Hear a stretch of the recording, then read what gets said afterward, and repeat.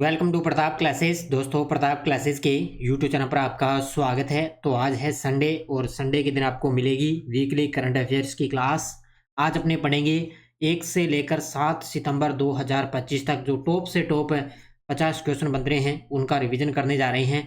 और ये साप्ताहिक करंट अफेयर्स की क्लास आपको डेली संडे के दिन आपको इसका रिवीजन आपको मिल जाता है। तो ये class UPSC, RPSC, RAS, SI, bank, SSC, railway 2025 प्रत्येक कोई भी एग्जाम हो सभी के लिए क्लास आपके लिए रामबाण है साबित होगी। तो करते हैं स्टार्ट आज की क्लास, क्योंकि डेली आपको सुबह क्लास मिलती है, फिर जैसे ही संडे आता है तो संडे के दिन आपको वीकली करंट अफेयर्स की क्लास आपको मिलती है। यानी कि इस क्लास के अंदर आपको जो पिछले एक सप्ताह के अंदर अपने जो करंट पढ़ लिया है सुबह की क्लास में, इस दिन संडे के दिन आपको उसमें एक सप्ताह का करंट का मैं आपको रिविजन करवाता हूँ। तो 1 से लेकर 7 सितंबर 2025 की ये अपनी वीकली करंट अफेयर्स की क्लास।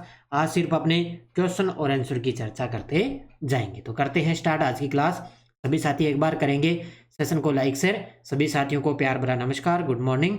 और ये अपनी वार्षिक करंट अफेयर्स 2025 की टेस्ट सीरीज है। इसमें आपको daily test, daily PDF, weekly test और मंथली टेस्ट और मंथली पीडीएफ वगैरह मिल चुकी है। तो अगस्त महीने की क्लास आपको मिल चुकी है, अगस्त महीने की पीडीएफ आपको ऐप के अंदर मिल चुकी है। तो ये ज्वाइन कर लेना, पूरे एक साल का करंट आपको इसके अंदर दिया जा रहा है।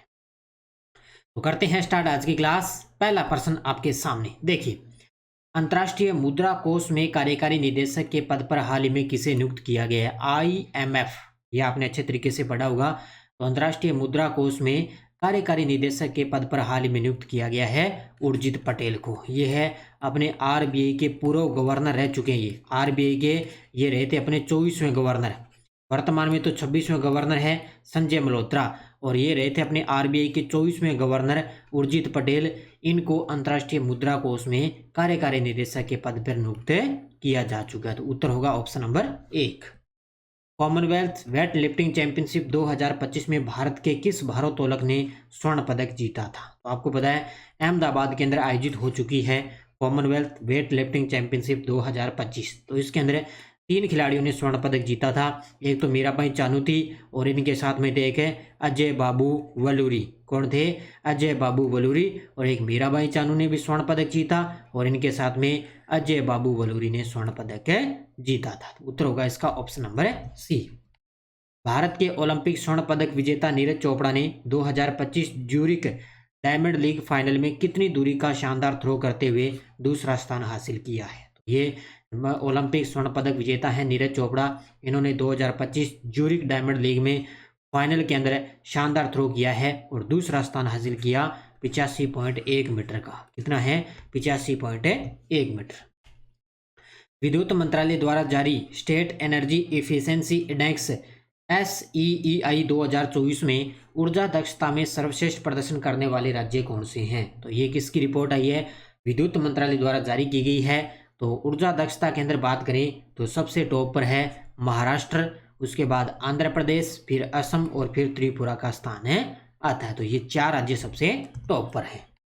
प्रधानमंत्री मोदी ने 2025 में जापान की यात्रा के दौरान भारत जापान वार्षिक शिखर सम्मेलन के 15वें संस्करण में हिस्सा लिया। यह सम्मेलन कहाँ आयोजित किया गया था? ये गजब का प्रश्न है। भी प्रधानमंत्री मोदी जी ने जापान की यात्रा में जो भारत जापान वार्षिक शिखर सम्मेलन हुआ है 15वां संस्करण, और ये हुआ था टोक्यो के अंदर। कहाँ पर हुआ था? जापान के अंदर टोक्यो में ये भारत जापान वार्षिक शिखर सम्मेलन किया गया। कौन सा संस्करण? 15वां संस्करण। हाल ही में भारत की पहली पूर्ण स्तरीय outsourced semiconductor assembly and test pilot line सुविधा का उद्घाटन कहाँ किया गया है? शॉर्टकट में इसका नाम है OSAT। तो हाल ही में भारत की पहली पूर्ण स्तरीय outsourced semiconductor assembly and test pilot line सुविधा का उद्घाटन कहाँ किया गया? ये किया गया साणंद गुजरात के अंदर। ऑप्शन नंबर डी कहाँ पे किया गया? साणंद गुजरात के अंदर। और आज आपको पता है 7 सितंबर से आज स्टार्ट हो रहे हैं सेकंड ग्रेड के एग्जाम। तो आज पहली पारी का ग्रुप ए का एग्जाम है सेकंड ग्रेड में, और शाम को SST सब्जेक्ट का एग्जाम है। तो आज से स्टार्ट हो चुके हैं सेकंड ग्रेड की परीक्षा है वो आज से स्टार्ट हो चुकी है। अब 2-3 पारियों के अंदर इसका एग्जाम चलेगा। मिल मेडिकॉन 2025 का उद्घाटन 28 अगस्त 2025 को किसने किया? मिल मेडिकॉन 2025 है का उद्घाटन 28 अगस्त 2025 को किया संजय सेठ ने। ये अपने रक्षा राज्य मंत्री हैं, जो रक्षा राज्य मंत्री हैं संजय सेठ है। इन्होंने मिल मेडिकॉन 2025 का उद्घाटन किया।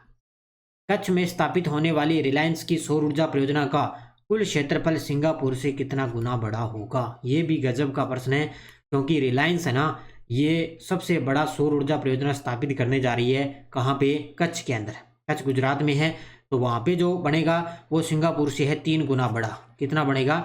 सिंगापुर से ये 3 गुना सबसे ऊर्जा परियोजना, सबसे बड़ी सौर ऊर्जा परियोजना स्थापित होगी। किसके द्वारा? रिलायंस के द्वारा।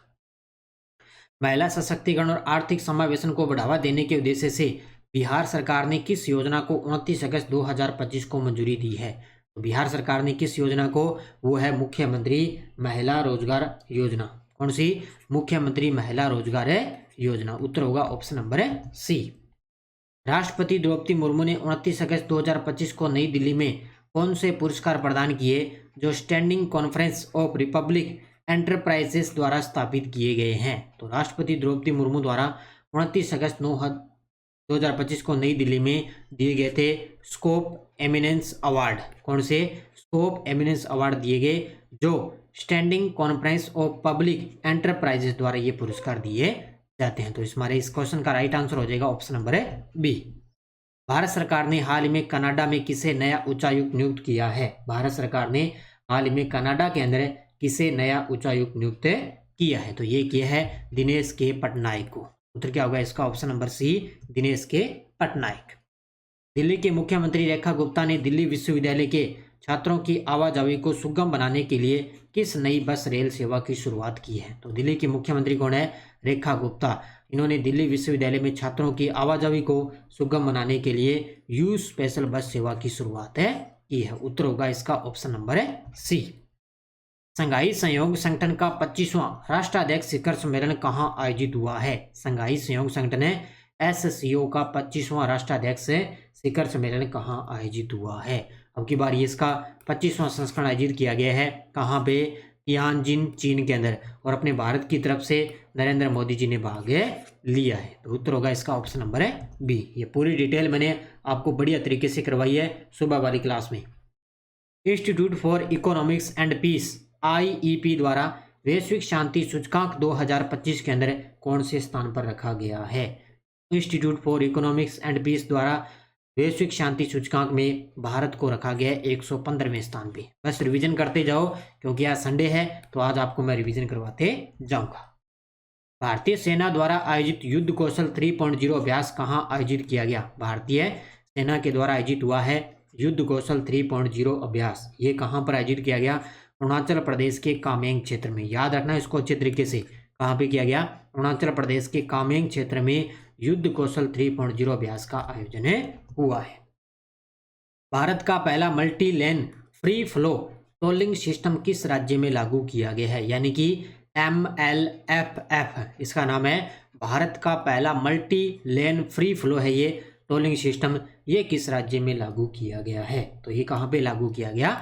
गुजरात के अंदर, अपने गुजरात राज्य में। भारत ने मोबाइल उपकरणों के लिए अपनी पहली टेम्पर्ड ग्लास निर्माण इकाई का उद्घाटन किया। यह इकाई किस शहर में स्थित है? तो भारत ने मोबाइल उपकरणों के लिए पहली टेम्पर्ड ग्लास निर्माण इकाई का स्थापना यानी कि उद्घाटन किया है, और यह है कहाँ पर? नोएडा यूपी के अंदर। Option number D, Noida UP में।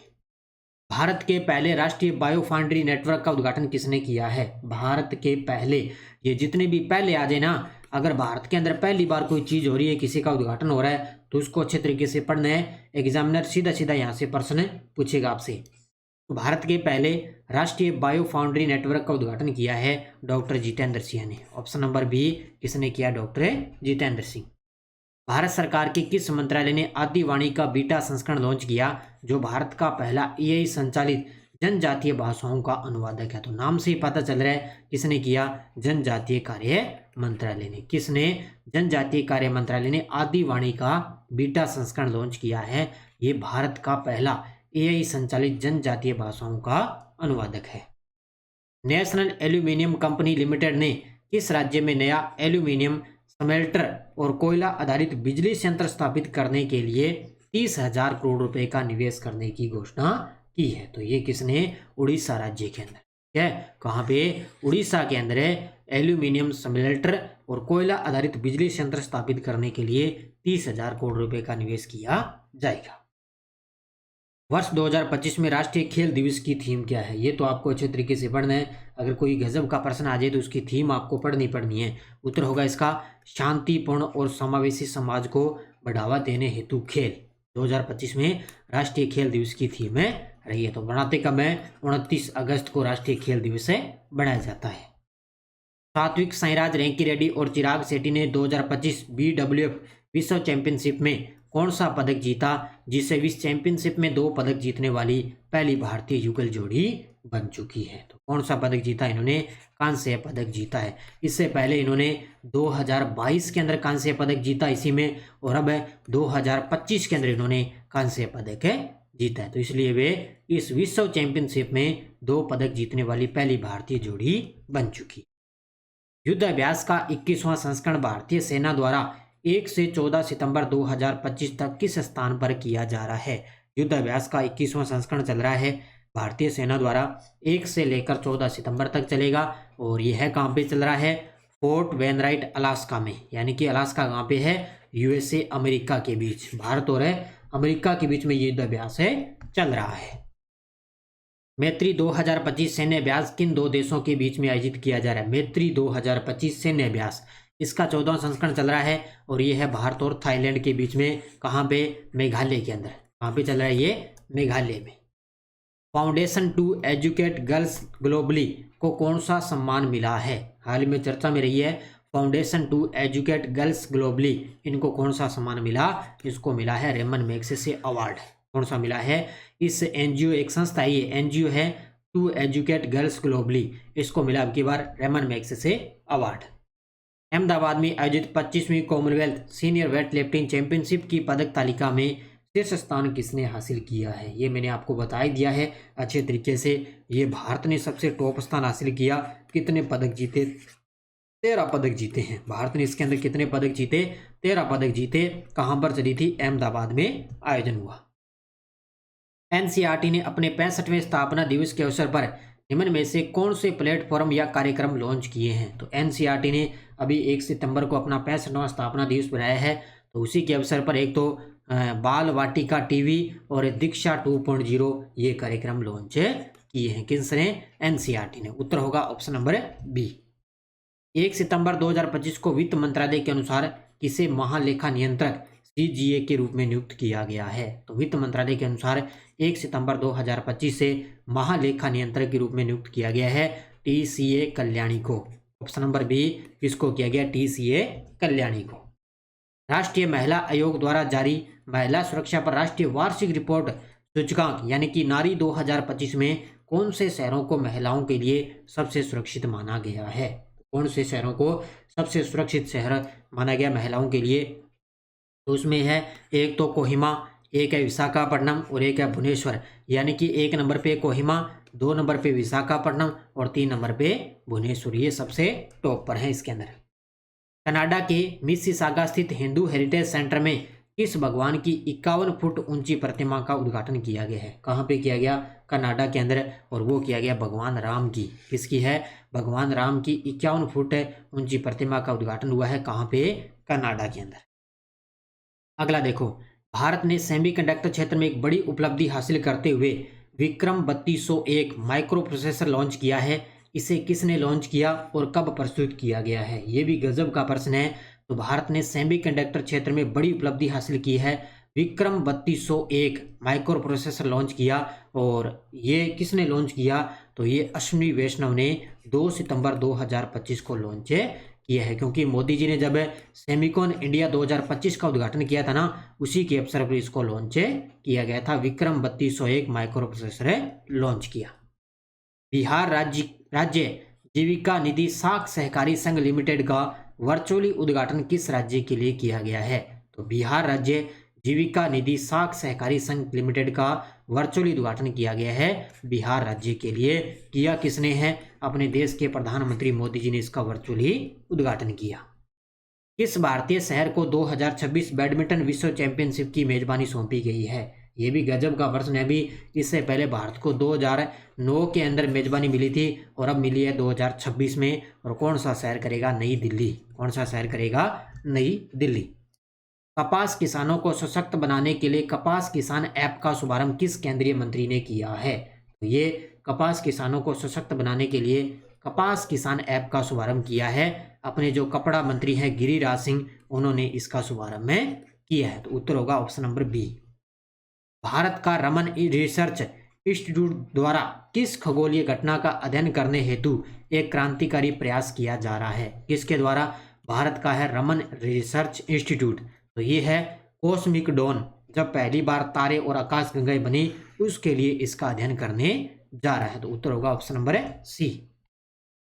निवेशक दीदी कार्यक्रम के दूसरे चरण की शुरुआत 1 सितंबर 2025 को किस स्थान से की गई है? निवेशक दीदी कार्यक्रम का दूसरा चरण है, उसकी शुरुआत 1 सितंबर 2025 से हुई। कहाँ से? पटेलगुड़ा पंचायत हैदराबाद से। पटेलगुड़ा पंचायत है हैदराबाद से। मई 2025 में प्रधानमंत्री सुरक्षा बीमा योजना को 10 साल पूरे हो चुके हैं। इसकी शुरुआत कब हुई थी? डेली मैं आपको सुबह की क्लास के अंदर डेली आपको मैं एक योजना करवा रहा हूँ अच्छे तरीके से। तो मई 2025 में प्रधानमंत्री सुरक्षा बीमा योजना को 10 साल पूरे हुए। इसकी शुरुआत हुई थी 9 मई 2015 को। 9 मई 2015। भारत ने किस वरिष्ठ राजनयिक को संयुक्त अरब अमीरात में अपना अगला राजदूत नियुक्त किया है? भारत ने किस वरिष्ठ राजनयिक को संयुक्त अरब अमीरात में अपना अगला राजदूत नियुक्त किया है? तो डॉक्टर दीपक मित्तल को। ऑप्शन नंबर सी किसको किया? डॉक्टर दीपक मित्तल। भारतीय खाद्य सुरक्षा एवं मानक प्राधिकरण के मुख्य कार्यकारी अधिकारी सीईओ के पद पर हाल ही में किसे नियुक्त किया गया है? ये नई नियुक्ति है ना, इनको अच्छे तरीके से पढ़ लेना। तो है रजित पुहानी। किसको? रजित पुहानी को। 3 सितंबर 2025 को नई दिल्ली में आयोजित 56वीं जीएसटी परिषद की बैठक की अध्यक्षता किसने की है? 3 सितंबर 2025 को नई दिल्ली में 56वीं जीएसटी परिषद की बैठक हुई, तो इसकी अध्यक्षता करी है वित्त मंत्री निर्मला सीतारमण जी द्वारा। उत्तर होगा ऑप्शन नंबर बी। 4 सितंबर 2025 को जारी राष्ट्रीय संस्थागत रैंकिंग रूपरेखा के अनुसार ओवरऑल श्रेणी में भारत का अग्रणी शैक्षणिक संस्थान कौन सा घोषित किया गया है? कौन सा घोषित किया गया? IIT Madras. Number C IIT Madras पहले स्थान पे और आईआईटी दिल्ली दूसरे, बॉम्बे तीसरे स्थान। पुरुषों और महिलाओं के लिए पहली एलीट विश्व मुक्केबाजी चैंपियनशिप कब और कहां आयोजित की जा रही है? तो पहली बार पुरुषों और महिलाओं के लिए पहली एलीट विश्व मुक्केबाजी हो रही है 4 से 14 सितंबर 2025 लिवरपूल इंग्लैंड के अंदर। कहाँ पे? लिवरपूल है इंग्लैंड में। राष्ट्रीय शिक्षक पुरस्कार 2025 के अंतर्गत कुल कितने शिक्षकों को सम्मानित किया? तो ये आपको सभी को पता है, 5 सितंबर को अपने राष्ट्रीय शिक्षक दिवस मनाते हैं। तो उसकी बार अब की बार 45 शिक्षकों को राष्ट्रीय शिक्षक पुरस्कार से सम्मानित किया जा चुका है। उत्तर होगा ऑप्शन नंबर सी। कृषि एवं प्रसंस्कृत खाद्य उत्पाद निर्यात विकास प्राधिकरण द्वारा भारत के कृषि खाद्य निर्यात को बढ़ावा देने के लिए शुरू की गई पहल का नाम क्या है? तो शुरू की गई पहल का नाम क्या है? भारती। ठीक है, ऑप्शन नंबर सी होगा। कौन सी पहल शुरू की गई है? भारती। किस राज्य या शहर में बेंगलुरु जल आपूर्ति और सीवरेज बोर्ड द्वारा सफाई कर्मचारियों के लिए अन्नपूर्णा योजना शुरू की गई है? तो ज़्यादा आपको दिक्कत नहीं आएगी क्योंकि नाम इसके अंदर आ चुका है बेंगलुरु के लिए। इसके लिए बेंगलुरु के लिए जल आपूर्ति और सीवरेज बोर्ड द्वारा सफाई कर्मचारियों के लिए अन्नपूर्णा योजना शुरू की गई। प्रधानमंत्री मोदी की अध्यक्षता में केंद्रीय मंत्रिमंडल ने केंद्रीय सरकारी कर्मचारियों के लिए किस नई पेंशन योजना को 1 अप्रैल 2025 से लागू करने की घोषणा की है? तो ये कौन सी योजना होगी? एकीकृत पेंशन योजना। Option number C. कौन सी योजना? एकीकृत पेंशन योजना। भारत ने 2025-26 सत्र के लिए अफगान छात्रों को प्रति छात्र कितनी राशि ई स्कॉलरशिप देने की घोषणा की है? ये जो मैं आपको वन लाइनर करवाता हूँ ना, उसी में से क्वेश्चन बनाया है। तो भारत ने 2025-26 सत्र के लिए अफगान छात्रों को प्रति वर्ष कितनी राशि देने की घोषणा की है? तो ये दी है 10,000। इसका उत्तर होगा 1,000 रुपये। ऑप्शन नंबर बी कितना होगा? 1,000 रुपये भारत ने 2025-26 सत्र के लिए अफगान छात्रों को प्रति छात्र कितनी राशि ई स्कॉलरशिप देने की घोषणा की है? वो है 1,000। कितनी है? 1,000। तो ये थी आज की अपनी क्लास। आज लगभग अपने टॉप से टॉप प्रश्नों का अध्ययन कर लिया है। तो संडे था, संडे के दिन मैंने आपको अच्छे तरीके से रिवीजन करवा दिया। ये अपनी एसआई की करंट अफेयर्स की टेस्ट सीरीज चल रही है, जिसका आप अच्छे तरीके से रिवीजन कर सकते हो, ठीक है। क्योंकि डेली आपको सुबह क्लास मिलती है, फिर जैसे संडे आता है तो संडे के दिन आपको वीकली करंट अफेयर्स की क्लास, और जैसे महीना कंप्लीट होता है अपना तो मंथली क्लास आपको मिलती है। तो अच्छे तरीके से पढ़ो, मेहनत करो, निश्चित तौर से आपको सफलता मिलनी है। सभी साथी करेंगे वीडियो को जाते जाते लाइक शेयर। और आज सेकंड ग्रेड का एग्जाम है, उसमें देख लेना किस प्रकार के जीके और किस प्रकार का राजस्थान करंट आया है, इसमें आपको अच्छे तरीके से पता लग जाएगा, ठीक है। तो करते हैं, जाते जाते सभी विद्यार्थी वीडियो को लाइक शेयर करते रहना, ठीक है। धन्यवाद। जय हिंद, जय भारत, जय राजस्थान।